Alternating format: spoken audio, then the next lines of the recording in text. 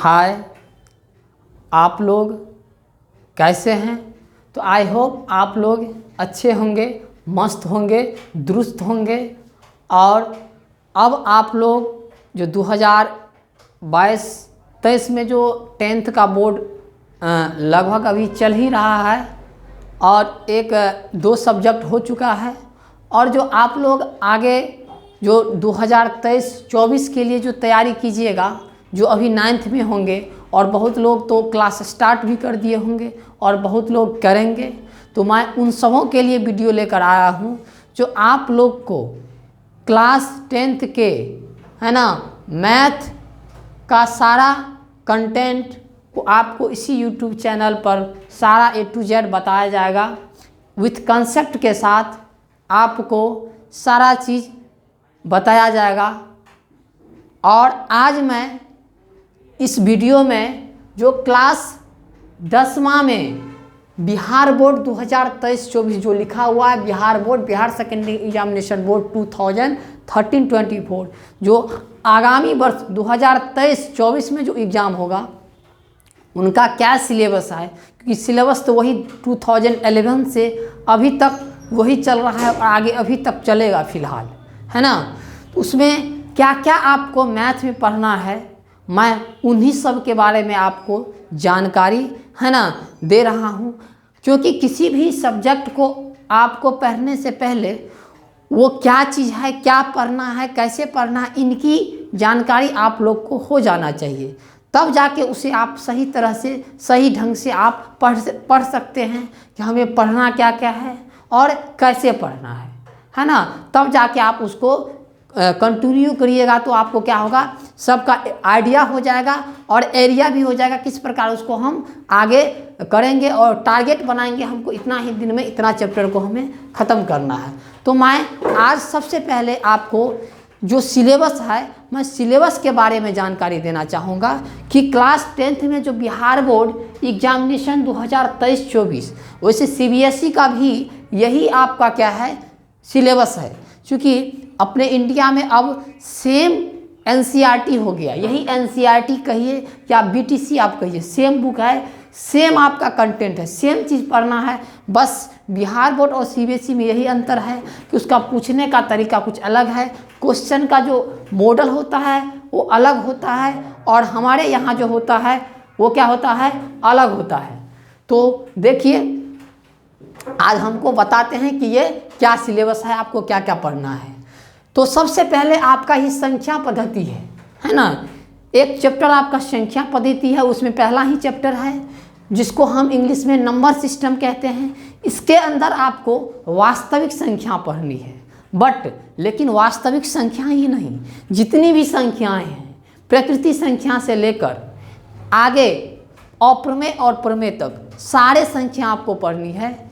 क्योंकि जब से क्वेश्चन दोगुना पूछने लगा है तब से इस संख्या पद्धति, मतलब जितने भी संख्याएं हैं, चाहे अभाज्य हो या भाज्य हो, इन सबों के बारे में भी पूछ लिया जाता है।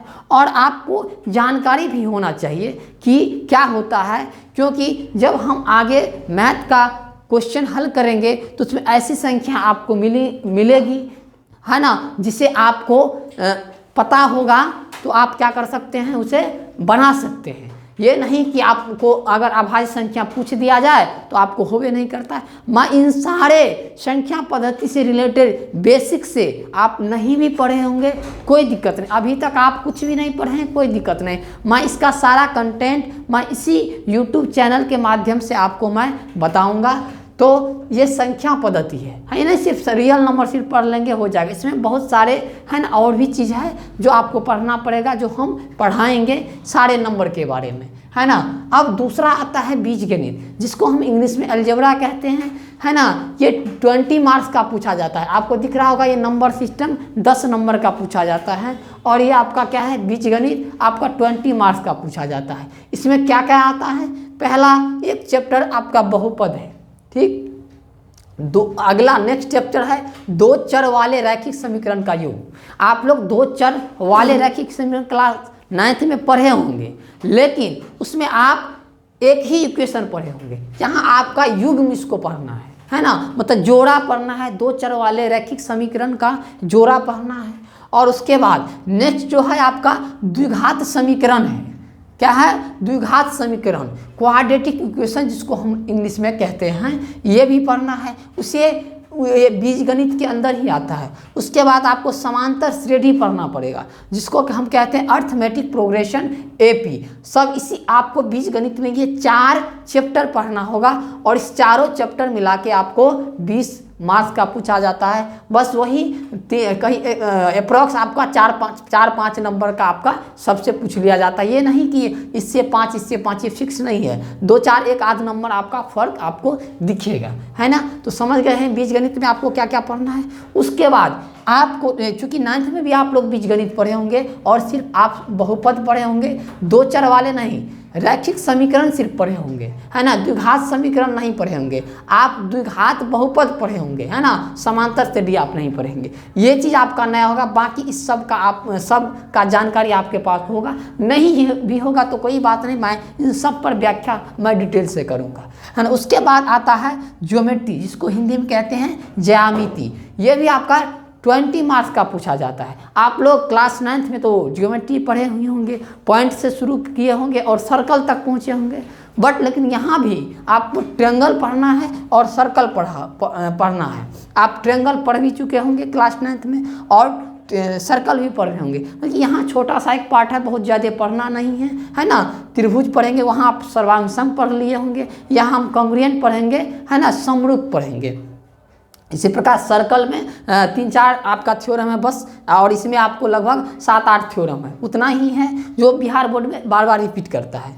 उसके बाद रचना है, हम कंस्ट्रक्शन आप क्लास 9th में भी पढ़े होंगे और यहाँ पर भी रचना पढ़ना है। अब देखिए नेक्स्ट है आपका त्रिकोणमिति, जिसको हम इंग्लिश में ट्रिगोनोमेट्री कहते हैं। और इस त्रिकोणमिति का एक एप्लीकेशन कहिए, जिसे हम ऊंचाई एवं दूरी, जिसको हाइट एंड डिस्टेंस कहिए, मतलब इसका यूज एप्लीकेशन, है ना। कहाँ इस त्रिकोणमिति का हम इस्तेमाल करते हैं?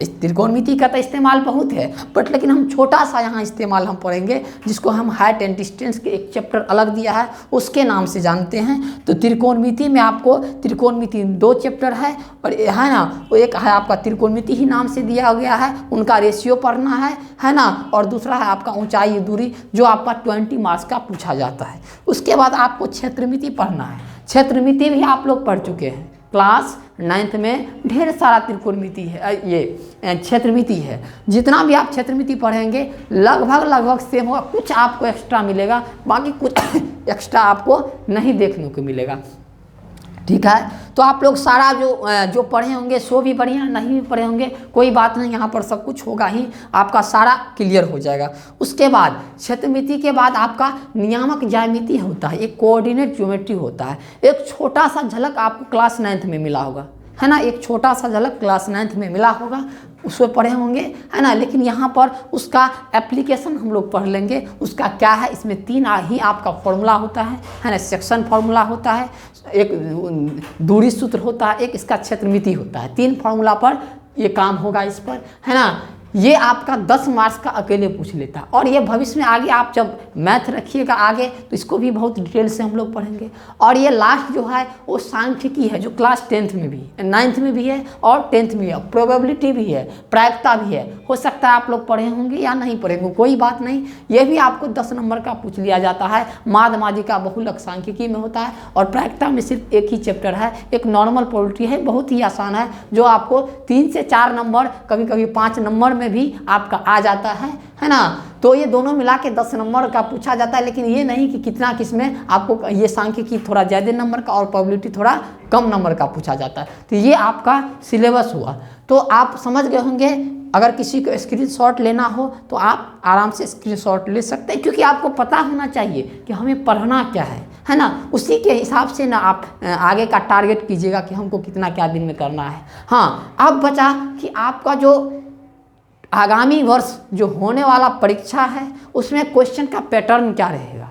देखिए अभी तक का जो 2023 का जो पैटर्न है, वो थोड़ा मैं बताना चाहूँगा कि जो 2023 का जो पैटर्न है ना, एग्जाम का पैटर्न, खास करके मैथ का, बाकी सब का पैटर्न वही है।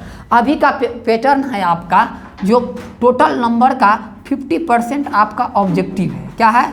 50% आपका ऑब्जेक्टिव है ना। 1 आपका एक वो ऑब्जेक्टिव है और बाकी जो है आपका जो 50% जो है जितना भी हो 50% क्या होगा? सब्जेक्टिव होगा। क्या होगा? 50% सब्जेक्टिव होगा। सो ऑब्जेक्टिव में आपको जो अभी का जो फिलहाल 2023 का है, 23 तक में आपका क्या है, जो टोटल आपका 100 क्वेश्चन रहता है। ऑब्जेक्टिव 100 क्वेश्चन रहता है, 100 आपका क्वेश्चन रहता है। उसमें आपको जवाब देना होता है कितना का? 50 का जवाब देना होता है ना। मतलब आपको 50 उस 100 में से सिर्फ आप 50 में ही टिक लगाइएगा, है ना। उसके सब्जेक्टिव होता है, सब्जेक्टिव में भी आपको लगभग दुगुना क्वेश्चन रहता है ना। और जवाब ये क्वेश्चन जो आपका होता है वो कितना का होता है। उसमें आपका 2 नंबर का होता है और एक 5 नंबर का सीधा होता है ना। तो इसमें आपका 5 नंबर का होता है और आपका 2 नंबर का होता है। तो 4 आपका जो है 5 नंबर का क्वेश्चन आपको पूछ लिया जाता है ना। और आपका फिर जो नेक्स्ट बचता है, चूँकि 4 पंचे 20 इधर हो गया और आपका इधर बचा आपका 30, तो आपका हुआ 15। इसमें भी सब्जेक्टिव में आपका 2 टाइप होता है ना। एक 2 मार्क्स का पूछा जाता है और आपका इधर एक 5 मार्क्स का। 5 मार्क्स का आपका 4 क्वेश्चन होते हैं। 4 क्वेश्चन वैसे रहता है, दुगुना क्वेश्चन रहता है, 8 क्वेश्चन रहता है। आपको 4 का जवाब देना होता है ना। 8 क्वेश्चन रहेगा लेकिन आपको जवाब देना होगा 4 का जवाब देना होगा। कितना का? 4 का जवाब देना होगा। इसी प्रकार 2 मार्क्स का आपका 30 क्वेश्चन रहता है। आपका जवाब कितना देना होगा?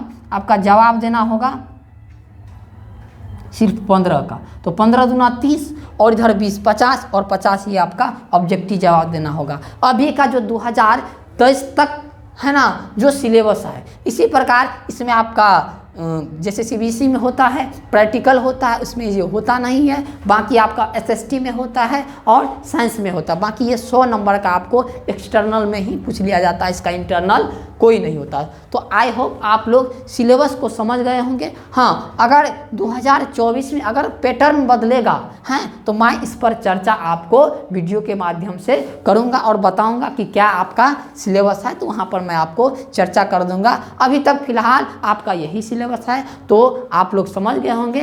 तो नेक्स्ट वीडियो में आपको हम कोई एक नया चैप्टर लेके आऊँगा और एक बेसिक से लेके आऊँगा। तो आप इस चैनल को लाइक शेयर और सब्सक्राइब जरूर कीजिएगा, जिससे आपका नए नए वीडियो आप तक पहुंच सके। और एक बहुत ही बेहतरीन है ना मैथ आपको सिखाऊंगा, मैथ आपको फील कराऊंगा कि मैथ होता क्या है। क्योंकि मैथ एक ऐसा सब्जेक्ट है जो भविष्य में कहीं भी किसी भी कॉम्पिटिटिव में आपको पढ़ना ही पड़ेगा। इसलिए कम से कम क्लास 10th तक आपको मैथ एकदम बढ़िया से आना भी चाहिए। कोई किसी भी जॉब में जाइए, रेलवे, एसएससी है ना, कोई भी सीटेट, आप टीचर बनना चाहते उसमें भी मैथ होता है। आईएएस आईपीएस जहाँ भी जाइए आपको मैथ की आवश्यकता होती है। डेली लाइफ में आपको मैथ की आवश्यकता होती है। इसलिए आप लोग मन लगा के पढ़िएगा। और साइंस मैथ के अलावे और भी जो सब्जेक्ट है, साइंस है, जो भी वगैरह वगैरह सब्जेक्ट है, मैं इन सब को इसी चैनल पर मैं देने का कोशिश करूँगा, आप लोग को बताने का प्रयास करूँगा। तो आज के लिए इतना ही है ना। तो हम लोग देखेंगे नेक्स्ट वीडियो में। Thank you.